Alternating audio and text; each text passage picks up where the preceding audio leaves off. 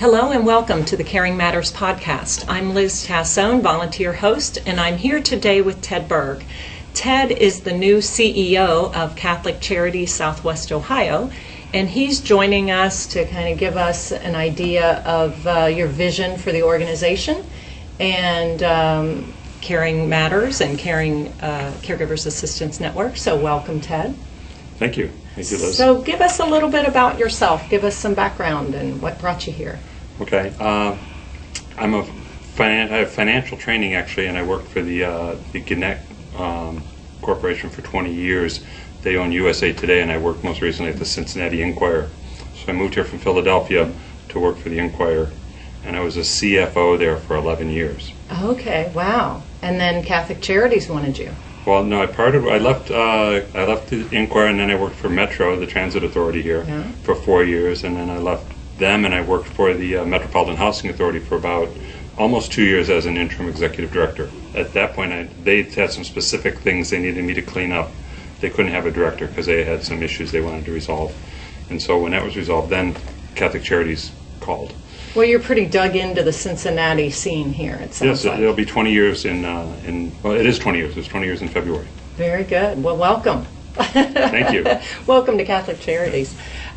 So, in your new role here, what do you see happening for Catholic Charities while you're here? Okay. Well, one other thing about the transition, when I was working for the Enquirer, I took a master's degree in theology from Xavier University, thinking that it took me about 10 years to get it done, thinking that at some point I'd like to work for the church or work somehow in a church-related role towards the end of my career.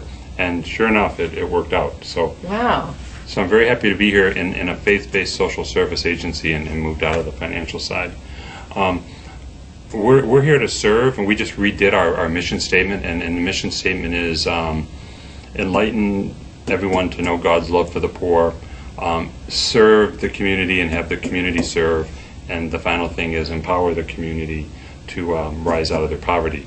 So the caregivers piece to that is serving those who serve. Is a very key to what our mission is. Absolutely. And it sounds like this is something that aligns with your own heart, which is why you wanted to enter into a faith-based agency. It does. And I'm not in, it would be better if I were out dealing with and I do that to some extent. I'm a Vincentian, so I do have some contact with people in need, personal contact. But my management, I just have management skills and being able to. This is a great organization, and the skills I bring to help this organization do better, I think I'm in the right place. Right, and that all filters down to service too for everything that Catholic Charities does. Yes. Right? Yeah, Catholic Charities has, they say that if you've seen one Catholic Charities, you've seen one Catholic Charities. There are like 170 nationwide, but everyone has a different menu of services. Some are in housing, some are in emergency services. Some provide caregivers, some provide immigrant services. So it's all over the map. Here we provide mental health services. We run a food bank in Clark County. We have the caregivers program. We have a refugee program. We have a lot of programs, different things we do, different ways to serve. The caregivers one is a really key one, I think, for us.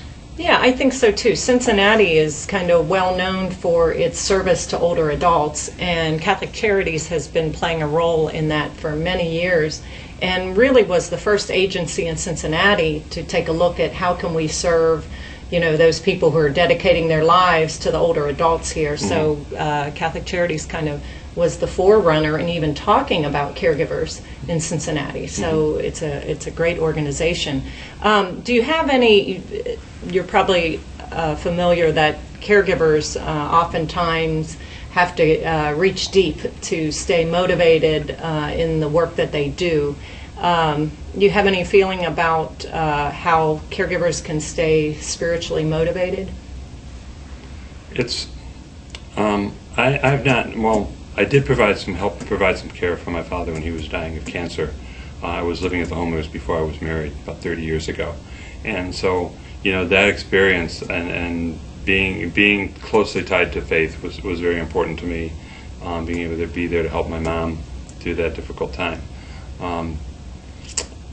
Since that time, when I changed jobs back in the last 7 or 8 years, I find myself, trying to say, okay, I don't want to do finance anymore. I want to do this this service work, and nobody was really accepting that very well. You're kind of a finance person, so then having a faith and having a prayer dimension and praying every day and saying, I want to change, I want to move away from this other career into this career.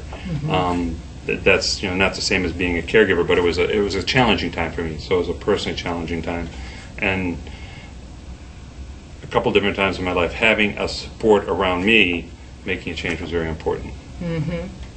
There were some studies done years ago, and one of the highest answers that caregivers used was 87% when asked, how do you cope, daily with the stresses of caregiving? 87% said prayer.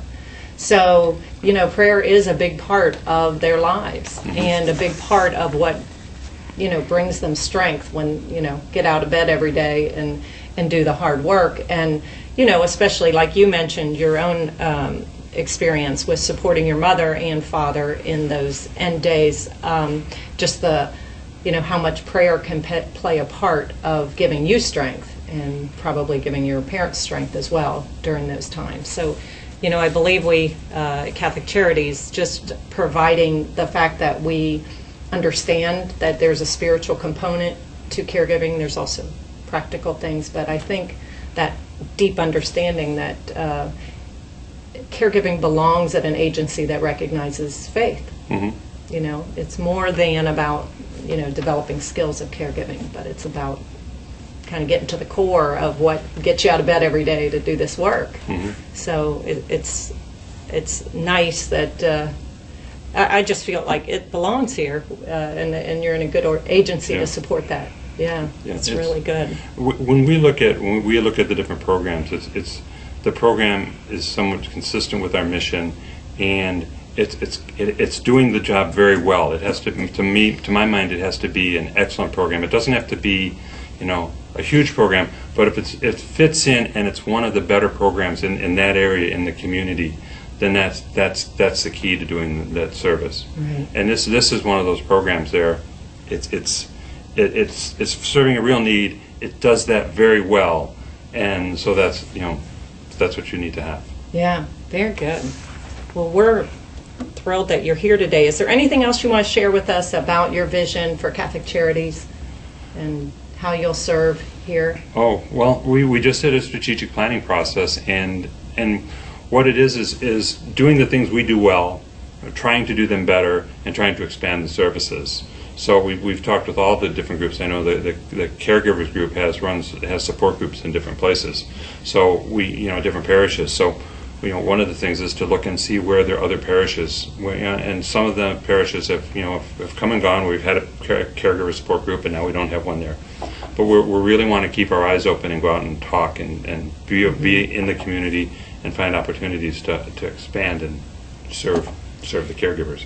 And it sounds like you're interested in helping those parishes to be more aware of even what you do here at Catholic Charities. Yes. Sometimes I think there's a disconnect at times between the parishes and what you all do. So it's great to know that you're connecting and... It kind of sounds like business, but Catholic Charities has a really high brand recognition. But if you go out to individual parishioners, I know when I first started working here, they say, "Oh, what are you doing?" I'm working for Catholic Charities. Oh, they're great, but what do they do? And it seems to be that disconnect. And so one of the things is to go out to the parishes, and one of our strategic planning goals was to establish relationships with more parishes. So it's not. It would be individual programs, like caregivers will be in these parishes, and the refugee service will be connected with these parishes, and Sukasa may be connected with a different group of parishes, and mental health may be connected to a different group of parishes. But to have our programs not work individually or independently, but have them work through the parishes. Very good. Great vision. Yeah. Well, thank you.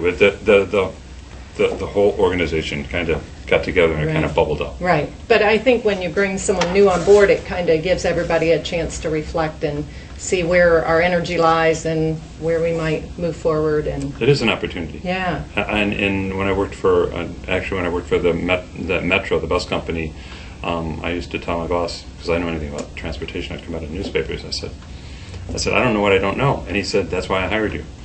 So a beginner's mind. Yeah. Yeah. It's helpful. Yeah. Well, thank you, Ted. Nice to be with you, and thank you for your expertise on this. Oh, you're welcome.